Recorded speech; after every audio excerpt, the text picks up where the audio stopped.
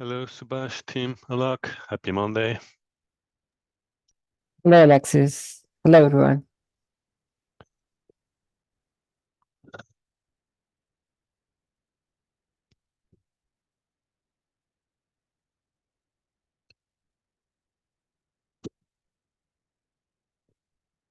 As usual, we're going to wait 3 more minutes for people to gather around. And in the meantime, I'm going to try to get to sharing my screen.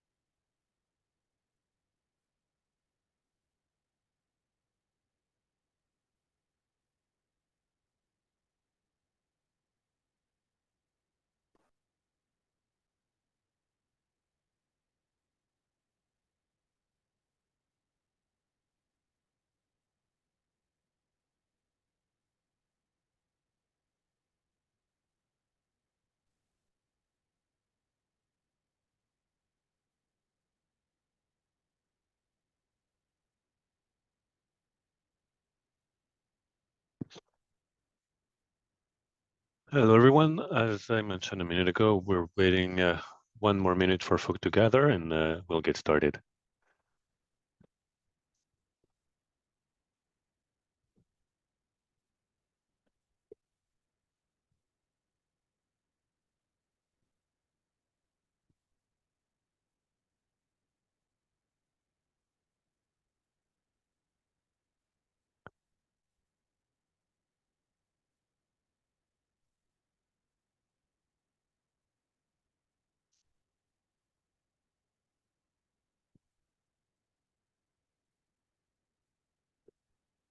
Okay, so let's get started. We have a good agenda today. I know everybody's not yet on the call, but happy Monday, everyone. This is March 11, SIG Network Architecture meeting. So for today, for the agenda, we have the working groups update. As usual, we'll do them through the project board. And then we have a couple of topics, one from Eric, one from Sana. Let's start thinking about R3 and beyond.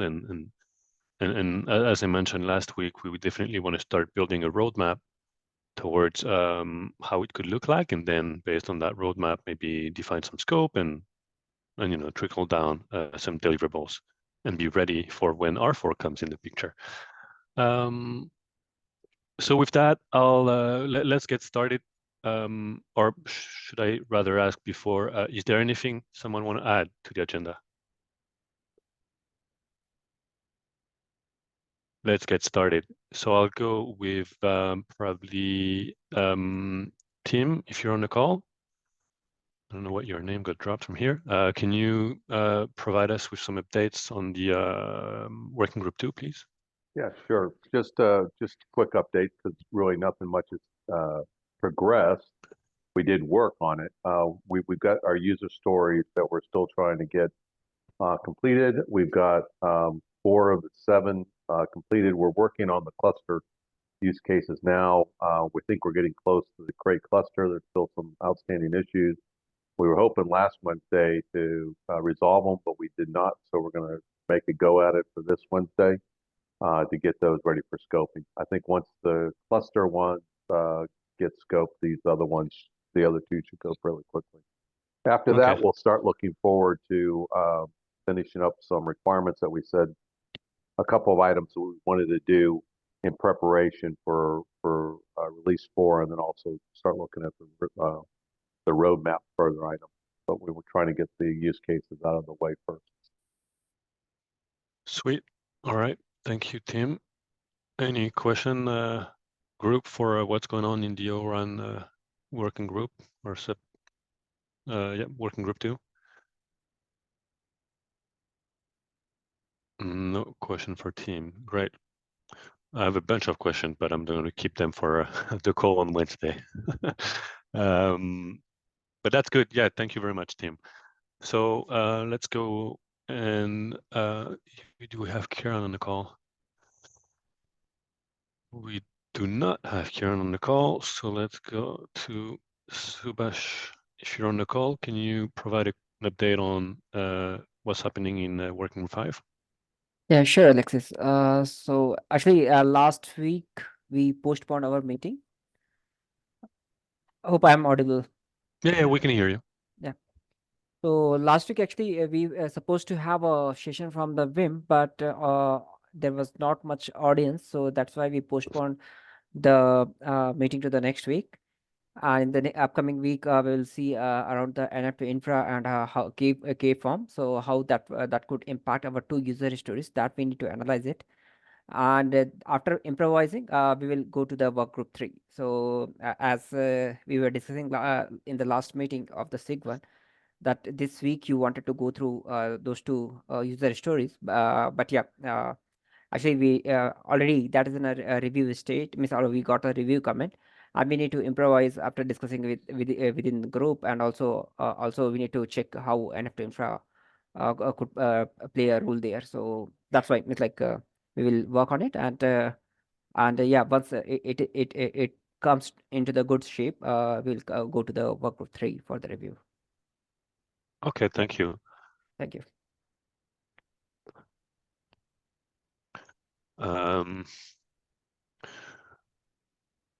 Okay, thank you very much, Subhash. Any question, anyone? All right. I know, Subhash, there has been a presentation done by Wim last SIG automation meeting. So if you fail to organize or meet properly, I would suggest looking at it. Maybe it can provide some hints on how you could enhance the user story proposal you have to take that in consideration. Yeah, sure. Sure, Alexis.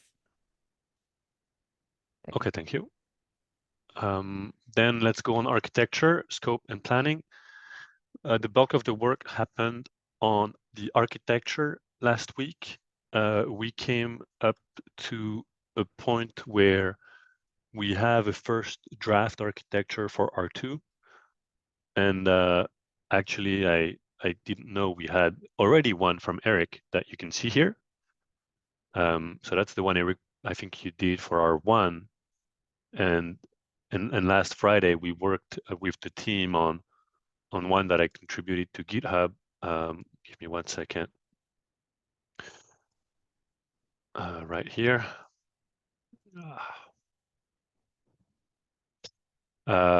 This one is what we came up with the broader team. So I already received some feedback from Eric, so I'm going to incorporate the feedback to show more the northbound API, southbound API, and then I might keep the level of details we have in here. So I welcome everyone to please have a look at this proposal for the architecture. It's not a very great looking kind of architecture because I'm trying to use Mermaid as a tool to have this architecture done as code. If you can look at the pull request, where's the code? The pull request right here, you see everything is done as code, but then the way Mermaid generate is not always as beautiful as I wish it would be. So anyway, yes, Tim.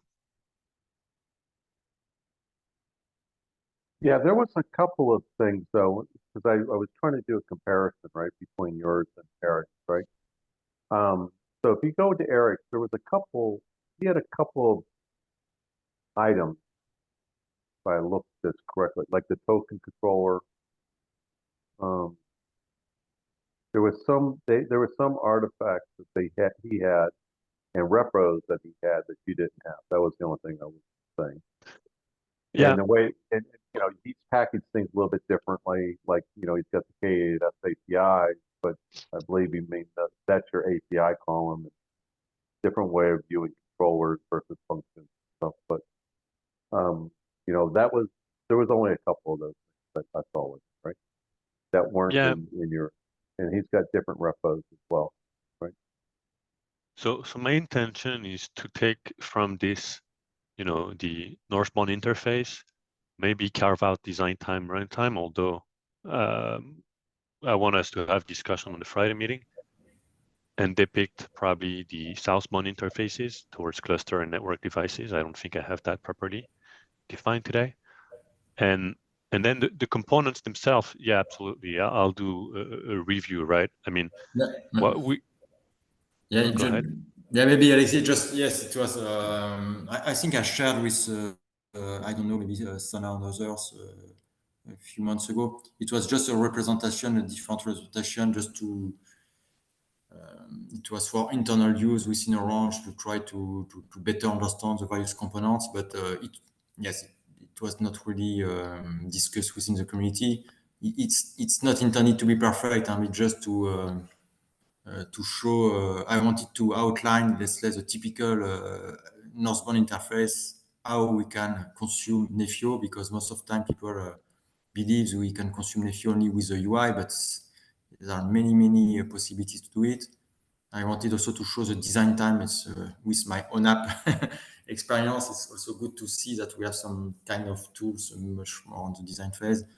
And after, I try also to, let's say, to jump into the details in the Nefio management cluster, where we have a lot of internal controllers that are not really always well described. And for example, all the database I put here just to say that we are managing some tokens on some specific network configuration, just to outline this kind of hidden topics in the actual documentation. But yes, it was just, it's not perfect. It was just to give another view how to represent the global Nefio architecture.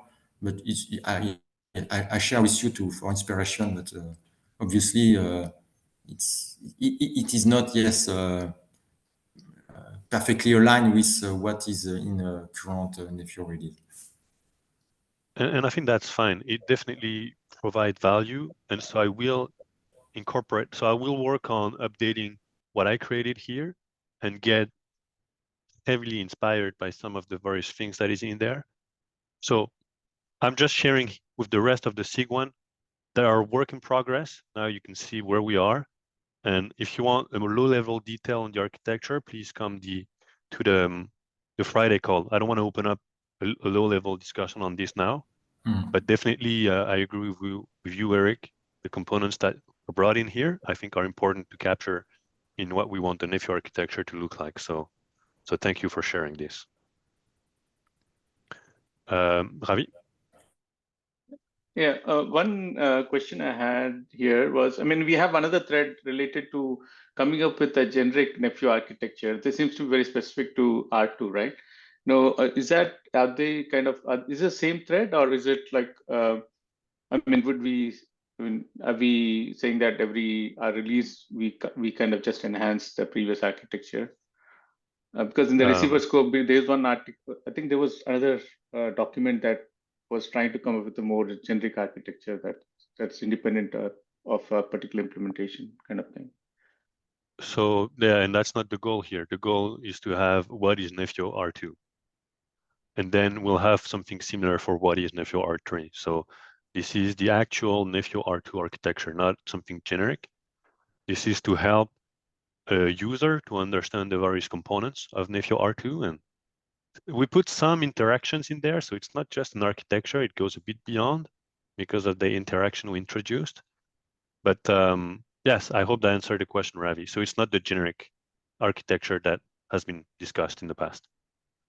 Okay, so but we still have that work item going, right? I mean, there was one document I remember. I've not been part of. I couldn't attend last couple of receiver scope meetings, but there's something else, another work item on one. Yeah, probably, I don't know. There was one document in which I had given some comments. Tal contributed a document, this one. Okay. And there was, okay. So that one is still This is exactly what Tal did and implemented actually in his experimental project TKO that he presented. So that's absolutely still on the table. We're not discarding it, but this is more the future where the target is going for Nephio. So it's not generic neither. Maybe it's a bit more generic, but it's definitely something we want to look at and keep evolving on where Nephio is going to go. But again, I'm trying to depict where Nephio is today. So it's two different streams, and these are the two things that people are working on. Yeah, that's it. Okay. There was another document. Let me see if I can dig it out. I'll share it on the chat. Thanks. Thank you, Ravi. Victor? Yeah, so Alexis, well, one thing that I noticed is missing is cluster API. Obviously, cluster API is not part of the Nephio, and it's not part. It not pretends to be part of the architecture, but at least in my test, what I have seen is we have like a very tight related I don't know correlation in our testing and everything.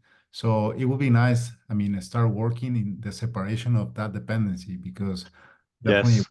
you need to have a That's one of the things I want to steal from Eric's diagram, like the cluster controller, and depict this. I missed that one, and you're right. I want to depict it better. Okay. Thank you. All right, so that's what's been going on in the architecture discussion. I'm glad there is questions. The hope is to try to converge on something in the next coming weeks or so. Of course, we're a bit late. Nephio is already went public with PRs and all, but that's okay. Once we have that, at least we have a baseline that we can use for R3. All right, any other questions on architecture? So we didn't work at all on the scope and the planning last week because we don't have more user stories. So just to recap, we have a document. I want to bring it to everyone. Sorry, give me 1 second. I wasn't ready for this one. We have one document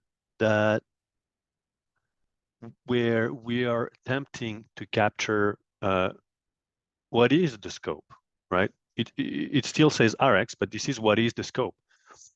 Because eventually we're going to carve out some of these things and say this is what we try to do for R3. And so right now, I know I reached out to SIG 2 and 3 so they can insert some of the technical data item that I want to work on. Security, I think there is still the work in progress. It's not completely finalized.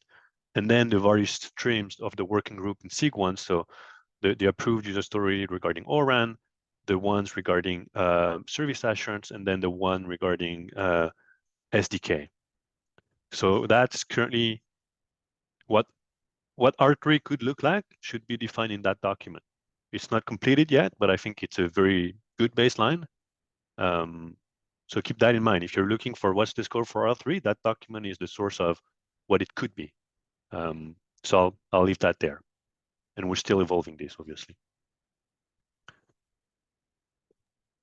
All right, any question on this?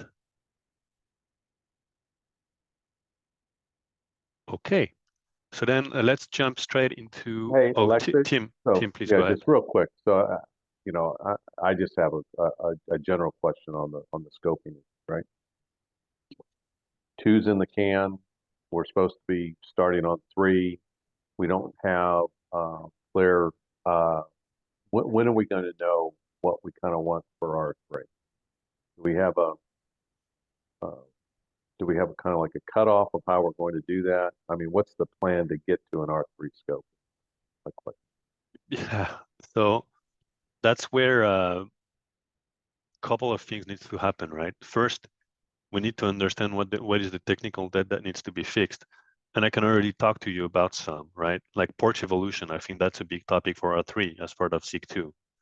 But I don't want to put words in their mouth. So I need to understand from SIG 2 what are the technical debt they want to address, what are the new functionality that they believe they need as the platform, and then make sure we can tie that in some of the features we're working on as part of the user stories. And then the handshake, I don't know that. I thought the Friday meeting in these approved user stories was the handshake, right? These four, my understanding, are they've been reviewed by SIG2 and SIG1, and we understand all the various components that are required to achieve them. And given they've been approved and reviewed, now people can start working on them. We don't need to wait for anything else, right? Yeah, but For you me, don't know, if I understand it, we're supposed to go through all the user stories, prioritization, based on prioritization. There might be things that fall out even after you're saying, okay, go. That was my question, and I'm still trying to figure out what the process is on that. But if I understand it, that was just saying, hey, it's released for scoping, it's not approved for R3 to go into R4. I believe that's been said several times. So, it's or R5 or whatever, go later release. So it can be bound, right? If you got too much technical debt or whatever. And so my question is that when would I kind of know what an R3 is going to look like when it firms up? So yeah, and we don't know yet exactly how it's going to look like, and the when I can't tell you at this point. Until we have reviewed most of these, or the one that we believe are critical in each of these working groups, then we'll be able to formalize a concrete scope, right? But that scope is only going to be something that SIG2 eventually this is contribution based, right? So we can come up with whatever scope we want. If there is nobody to contribute, it's not going to happen.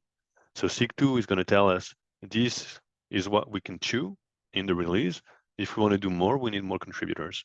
And I know you know this, like probably everybody else on the call, but now it's not exactly, everything is not firmed up because the candidate user stories still require the review.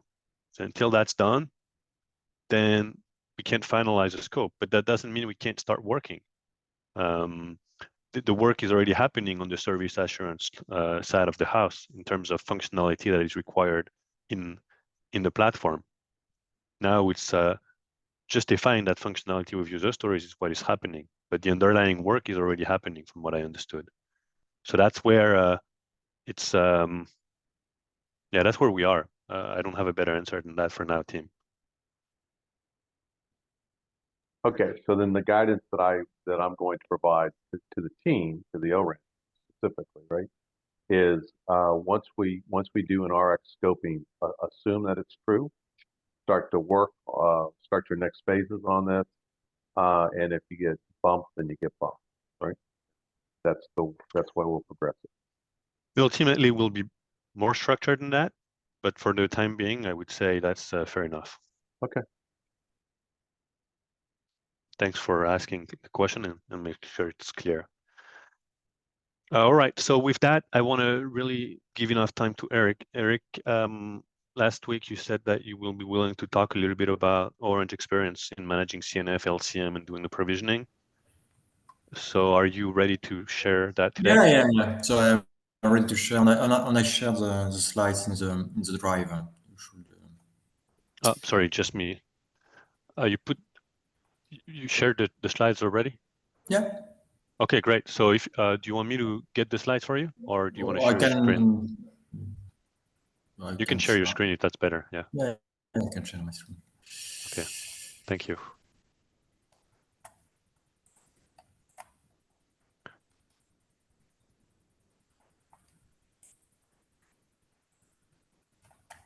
Okay, can you see? Yes, we can see your screen. Thank you, Eric. Okay, so I just want to share with you some experience we have to upgrade some CNF in live network. So I focus on that CNF upgrade because I think it's really also something very important to address also in the community, and to give you, let's say, some little bit experience about let's say real experience in production environment. Just to recap, so I don't disclose today the vendor, but maybe I will share in the next weeks. So you may find some announcement about it. So we deploy this 5GC core network function in 2 production sites. So you may imagine it's not a big country. and it's deployed on top of one Kubernetes clusters running on top of bare metal, so with no OpenStack layer between servers on the clusters. So the cluster is provided by the CNF vendor and installed by the CNF vendor. So the size of the cluster, just to give you an example, it's about 3 control nodes on 11 worker nodes, quite big servers. And so we used some GitOps tools for the CNF deployment and upgrade, very similar to the approach selected by Nefio.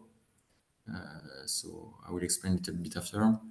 But for, let's say, for the Kubernetes deployment, it's not at all based on CAPI and whatever. It's much more some classical scripts to deploy a Kubernetes solution.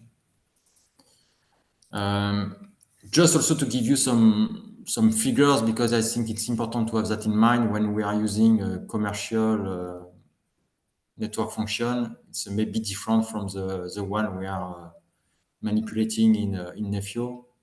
So here, for example, for the various CNF, we have around 40 pods, managing around 200 Kubernetes objects, with a lot of them are only temporary one, typically like some jobs to perform some actions.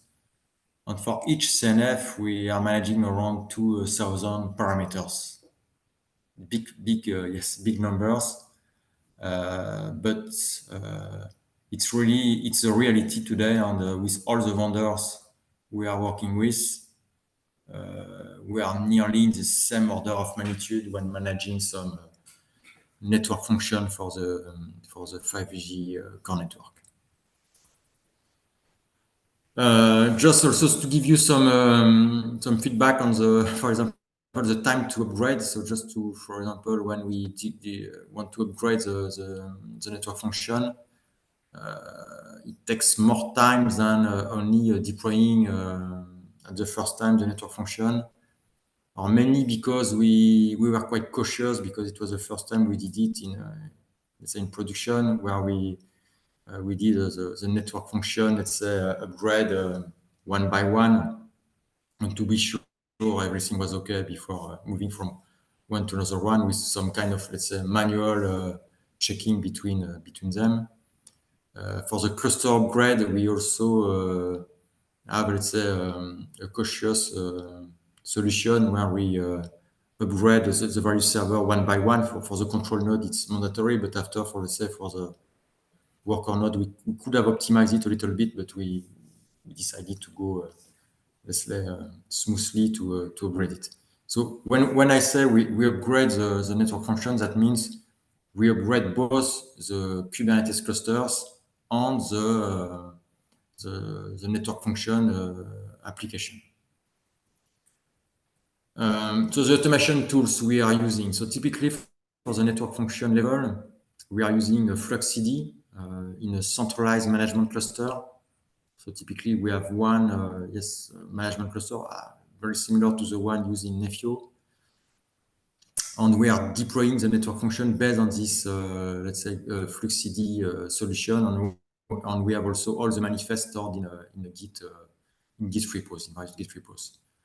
All the CNF are coming with M charts, so provided by the vendors, with quite good, let's say, definition, with some pre and post hooks, typically to check some pre and post installation. So within Orange, what we are doing, so we typically we set up some local secure registry, and where we push all the images coming from the vendor. So that means we are pulling the images from the vendor environment towards our own environment, and we are pushing some tools to check security level and so on. We have some specific also secret management environment, so with external solution like Vault, for example. So we are also deploying, when we said CNF deployment, that means we are defining the various, let's say, for FluxCD, the various customization or Helm release necessary to deploy the network function, and also to adapt the various parameters, the various value necessary to be aligned with the target solution. So for that, we work also closely with the vendor to give us to have some specific values that are mandatory to the network function, and then we also provide, let's say, the environment networking part or specific PLMN ID on slice IDs that we are using.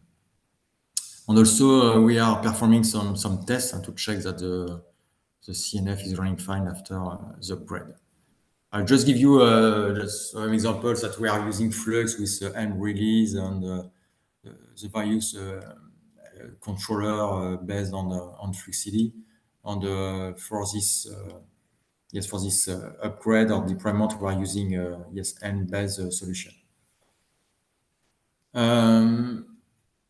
So what we discovered is Kubernetes is really cool because we are capable to, let's say, to do some what we call in-service service upgrade as defined by 3GPP. So meaning we didn't need to deploy a second environment, temporary one, let's say, to reroute the traffic. So in the same environment, so we were able to upgrade the cluster level version, meaning from one Kubernetes version to another one, and with no impact on the application level. So meaning that the network function are quite resistant also to this move of pods and so on. So it's pretty good news.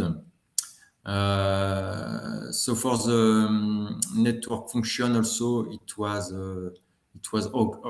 okay. We just have some little problems due to some database synchronization because we are using also some redundant sites, and for database we have to be cautious about it and just to check that everything is okay. So we also discover that to this upgrade takes some time because typically when we are upgrading some stateful set, let's say stateful set solution, because it upgrades every replica one by one, and when we are using, for example, database, it can take time. And typically, we need to be cautious because, for example, the timer we set in the Flux controller was not enough for this kind of deployment, and we discover some, for example, some strange messages in the status that was not, for example, correct because the deployment was longer than the timer selected in Flux, so we need to be very cautious about it.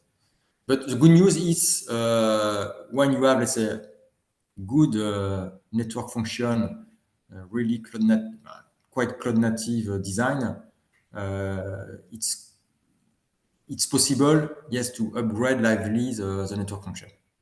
It's pretty good news, and thanks to Kubernetes for that. And it's also the promise of Kubernetes that we can materialize with this kind of operation. For the GitOps, we are using GitOps approach that's quite new also in operation.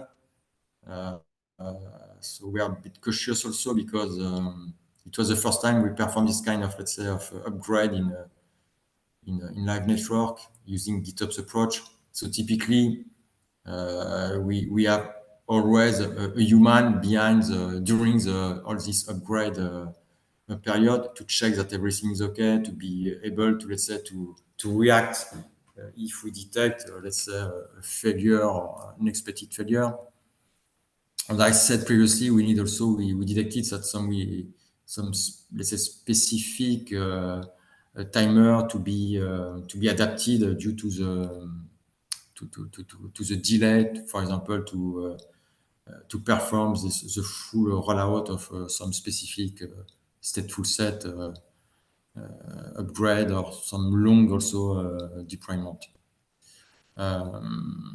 But it's working, so it's good news that it's working. But we need just before, let's say, letting all the system working all together and push, let's say, the merge request on go outside to perform another activity. We prefer to be sure that we have someone to check that everything is okay, because it was our first experience. So we had a lot of challenges. Typically, for example, we tested all this operation in let's say in lab environment, in pre-production environment before moving to production. But as you know, the pre-production environment is not exactly the same as the production one. So typically in pre-production, we don't have this multi-site replication, so we discover it lively in the production upgrade. Another very important point, as mentioned earlier, we are manipulating a large number of parameters, what we call custom values. If only one of them is not good, all the solution may not work. So we have to be very careful about the values of the parameters we are setting.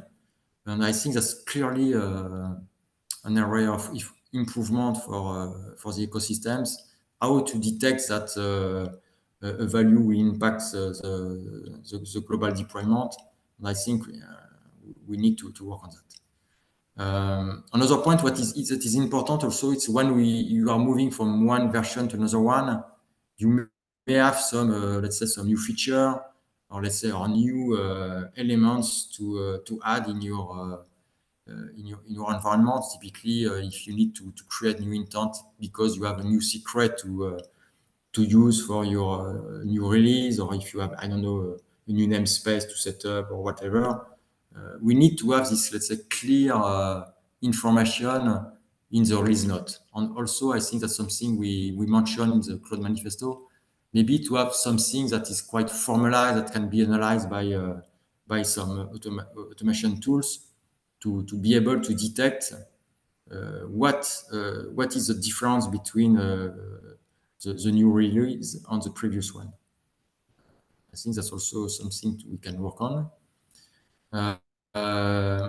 We perform some CNF health check after the upgrade, but it's not enough. It's not enough because everything can be green, but interaction with other network functions that are interconnected with may not be fully, let's say, fully aligned. And we really need to, let's say, perform some end-to-end tests to be sure that everything is okay. So that's something also that is very important. And also, just for sharing, for example, we may have also some specific components that we upgrade, like some specific local DNS and so on, that also needs to be carefully checked when we upgrade a network function. We also discovered that, for example, some status based on M release was not, let's say, always, I would say, accurate.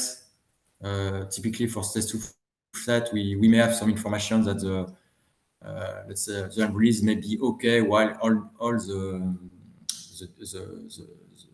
pods for the stateful set are not yet ready. So that's also something to check and to be sure that the status we may have from the various Kubernetes elements are really aligned with the reality. So database synchronization, it's also still a hot topic when we have to manage various sites. So you have to be very careful about this good synchronization, and we may have some side effect because if, for example, in one site there is maybe a missing component, we have to be very careful about it. Also, that's something we don't care when we just deploy and just reinstall and so on. It's the pod description budget to be sure that we have enough, let's say, pods for every application running the various in the cluster and the various nodes. So that's also something to have in mind when we define the network function deployment, and we only discover it when we want to perform some upgrade.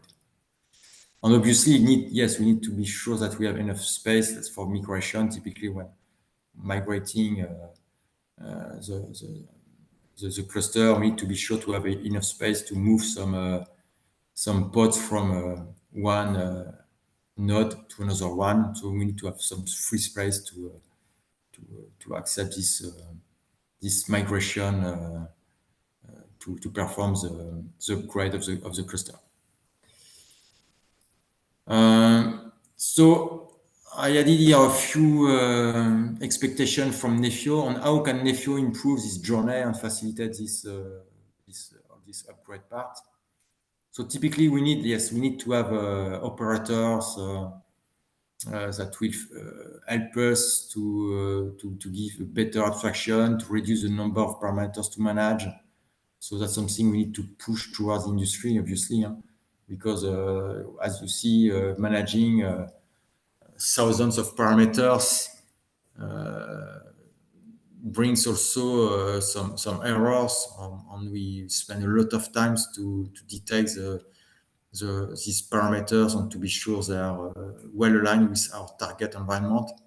So that's why we also believe, before having these cool operators from the vendors, we may need maybe also to work on the way to perform some checks on the custom values, all the parameters, on how to generate them automatically, to be sure they are fully aligned within the CNF definition, but also between the various CNF used in the same networks. So typically, I think we can provide some tools on that in the community.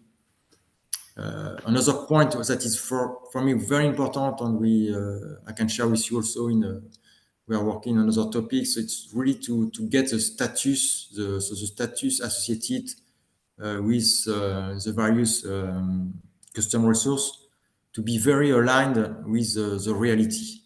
And we discover that it's not always the case. So we have to be very strict on this, let's say, status values, and to be sure that the operator associated with the CR is really well developed to reflect perfectly what is deployed. And as said previously, I think we can also improve the way to automate and to discover what is the delta between two versions. So typically, if we have, I don't know, a new secret, a new component to set up on whatever, I think we can perform some kind of automation on that, also to avoid bad interpretation of documentation and so on. And I think we have the right tools now to do that. And last but not least, we did some upgrades. So we did the upgrade of the cluster, and when the cluster is finished, we upgrade the network function. But for example, for the cluster upgrade, it was partially automatic. But at the end of the day, when the cluster is updated, we didn't perform automatic upgrade of the network function. It was also a manual action to do it. But I believe that we can perform all in one. Let's say using the cool Kubernetes capability with the CAPI and the new coming solution. Typically, we are working in Silva, as you know, and we may believe that with this all these CAPI operators, that should be possible. Let's say also to upgrade automatically the underlying cluster and then to upgrade the network function. So that's something I think we can also work on.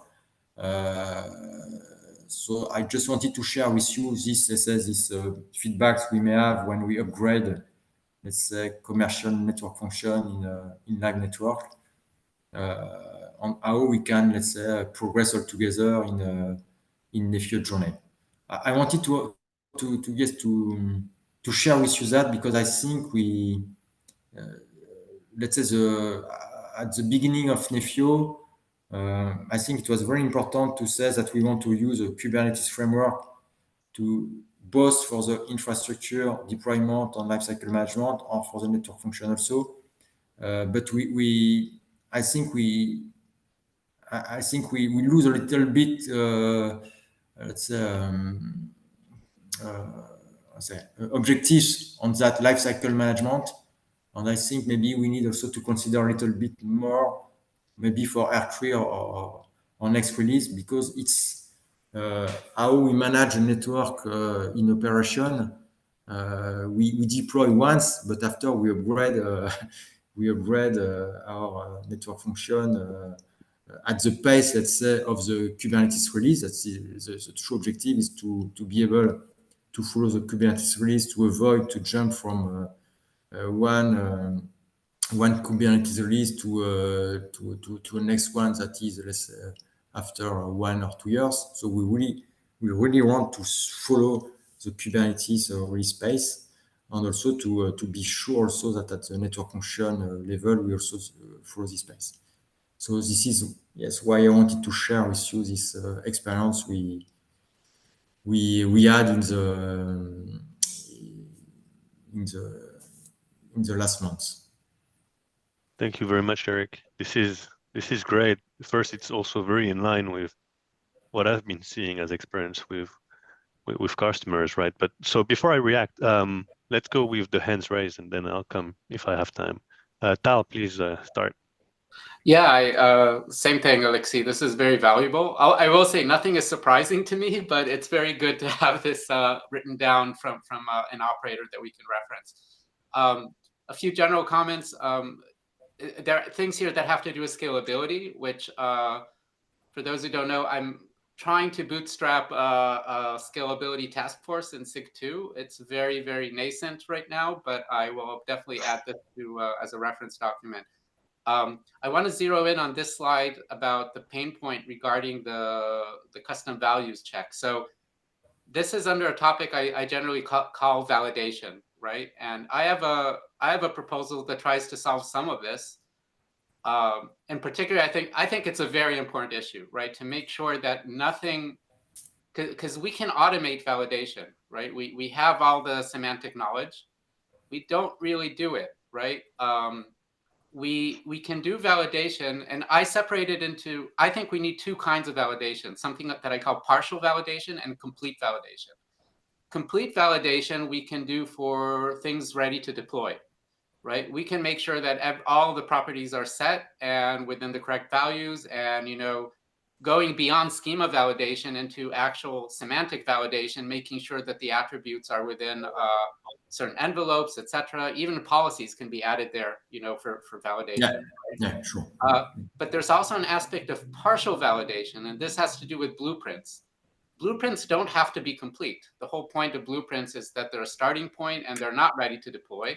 So they could be, it's kind of, we tend to think only after we fill in all the data can we validate it. But I don't think that's true. I think even a blueprint can be validated in a different mode where you say, well, I don't have all the properties, but can I make sure that the properties that are there are valid, right? So it's a different mode in which you're running the validator, right? It's not checking for everything, but it can check for a lot and make sure that at least your blueprints aren't doing anything wrong. A problem that we have, and we've kind of discussed this recently, is GitOps gives us two ways to interface with our data. We can do everything through Porch, right? In which case we have complete control over validation. But with Git, a user can come in and do a Git commit, and we have no direct control over that through Porch, in terms of validation, error handling, etc. There is an option to potentially use Git hooks. It's something that some projects use. I think that's very complicated and will give us an entirely different code path, right? So I've always advocated that our entire system has to go through, one entry point, right? That we have complete safety for our data. But this is an ongoing conversation, right? We don't have a real solution to this. If there's interest, I can go into my proposal for partial versus complete validation and show how it works. I think it's a very important topic, right? When we're dealing with so much data at a huge scale, there's nobody expects human users to come in and validate, hundreds of properties, right? To make sure that they're true. This is something that absolutely can be automated, and we need to take this more seriously in FEO. We have everything there. I mean, we can create kept functions. I mean, technically, we have the infrastructure to do it. We can create kept functions and controllers that do that validation. We just haven't done it. We didn't create a user story for that. We don't have tests for it, so it's a big topic, right? But I think we can start small with this and do very basic validation and go beyond it. We do schema validation, right, with OpenAPI v3, but I think that's woefully insufficient, right, for the kind of validation that we need. We need much more deeper validation that we have. So just to talk about that, regarding the full stack and automation, I mean, this is a big topic too, having to do with the scope of Nefio, right? How much will Nefio really control infrastructure, right? We generally, I think, agreed that we don't want Nefio to become an infrastructure manager, but it would work closely with infrastructure managers, right? And we work with the Cluster API, CAPI, and every cloud provider has its own systems to work with: Google, Red Hat, etc., VMware, Wind River. That is evolving, right? I think in terms of expectation, I think this has to be zeroed down in terms of what is the scope of Nefio and that, and how it interacts with those systems. Because we inject all these infrastructure requirements, but then we have something like, okay, how do we upgrade a Kubernetes version with a specific cloud provider, and what does that mean in terms of the complete Nefio workflow? So I think that can also benefit from very clear user stories that we can actually go through and test. So there's a lot here, but I think most of it is within Nefio expectations and something we can do, but a lot of that is still, we're in the early stages. That's my general comments. Okay, thank you, Tal. Yep, thank you, Tal. I capture your proposal to present partial versus complete value validation. I'll come back to you. I've heard that one. Ravi, please go ahead. Yeah, a couple of questions. So when we talk about number of parameters here, are we purely talking about the parameters to bind the network function to the cluster? So basically, is this all cluster scoped, or is this parameters actually coming from the service space, from the service related configurations?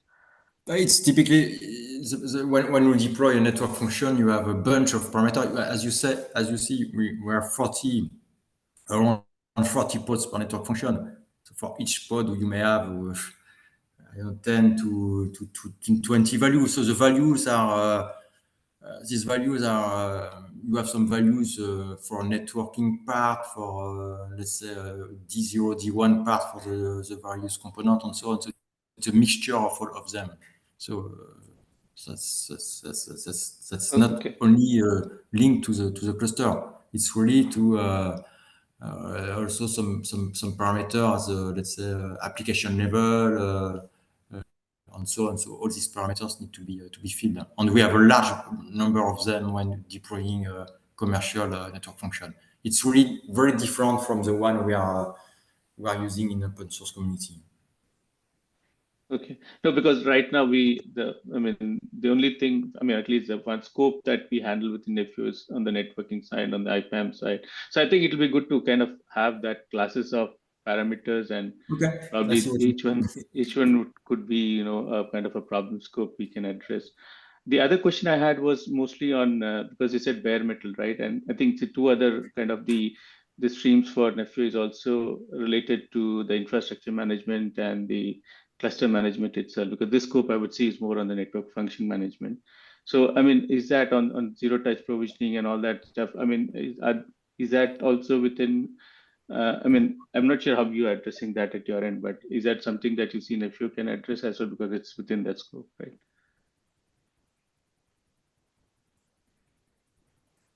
Yes, so Ravi, what? So more on the kind of the basically things like, the inventory management. It's basically you have sites, you discover the physical resources on the site, and then you basically create clusters, No. We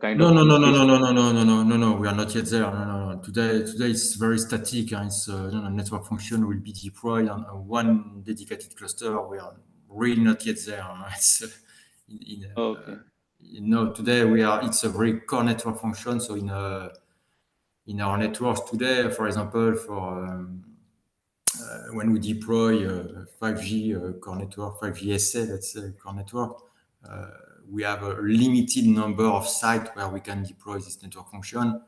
So we have a limited number of clusters. These clusters are let's say pre-configured. So at that time, it's not like ORAN distributed environment. You run very centralized environment today. So we don't need this discovery mechanism at that time. But what we want to achieve, and we are also pushing with Silva-based solutions, is to be able to dynamically, let's say, deploy the Kubernetes cluster on top of pre-installed servers.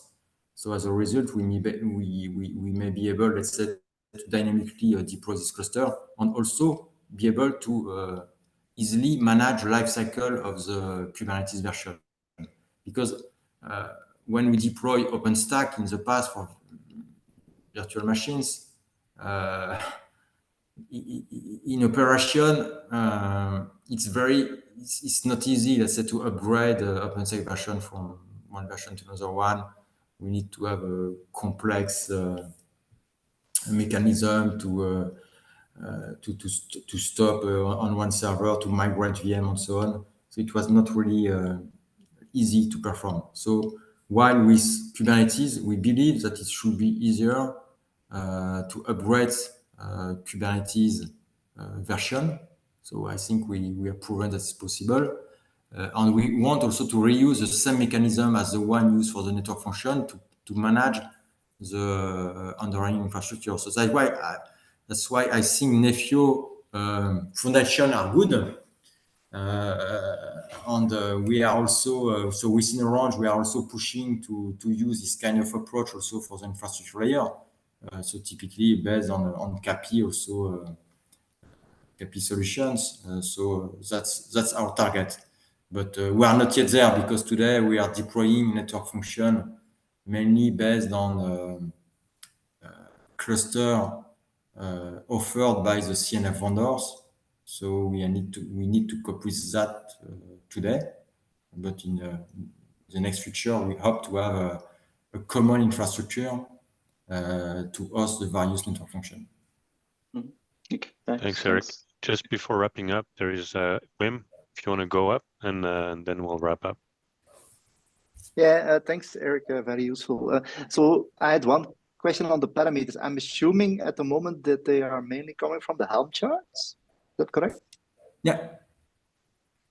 And they are not, I think they are also not described in a structured way. Meaning...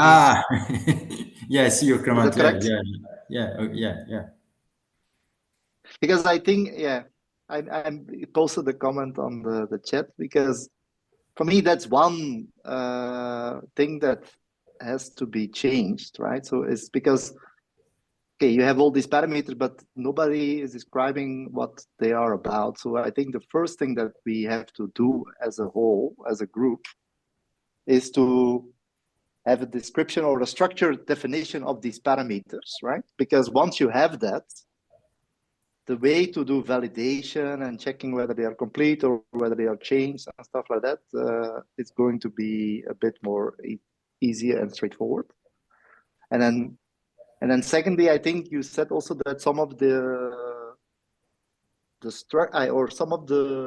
data resources change because of from release to release, right? So normally your Helm chart, when you render them, they will probably give you different results, right? So are you checking the difference when you do version 8? We are checking difference before, but we are checking that, yes, quite manually, let's say. That's not automatic. Okay, but it's also manual, so you... we do that, obviously, you are doing that, Yeah, because you're... But after, yes, but Wim, after, I think what also is...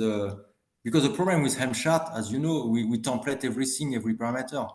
But in reality, for maybe, I think, 80% of parameters, we don't change them from the original value. And it's also difficult for us to know what are the parameters that need to be changed. For some of them, it's obvious, but for others, it's not so easy. So that's why we need also to have this, I think, a better, I think the approach of KPT was good for that. But today we need to to cope with this uncharted. So we need to to cope with that today. So that's why in the future, I hope we will have better solution. But this is a reality also. Yeah, sure. I'm Okay. just trying Sorry. to state the or maybe the obvious. Yeah, but okay. Yeah, No, thanks. thank you, Wim. No, that's a fair point, and I think most of us understand the scars and the benefit of using Helm. So, Eric, thank you very much. We're on time, and I want to make sure I finish on time. So I've captured a couple of follow-ups that has been discussed by a couple of the members on the call today. Eric, thank you a lot. I think we'll revive the topic probably soon enough. Right now, again, we need to finalize some things for R3, but I think this is key to start looking ahead for Nephio and how we could help these kind of use cases. So thank you for sharing today. If there is any other comments some folks have, please put them on the SIG network architecture channel or send them to me directly or to Eric directly. If possible, make them public because I'm sure other people have the same questions as you. So with that, I thank you again, Eric, very much. And everyone have a great rest of the day. Thank you.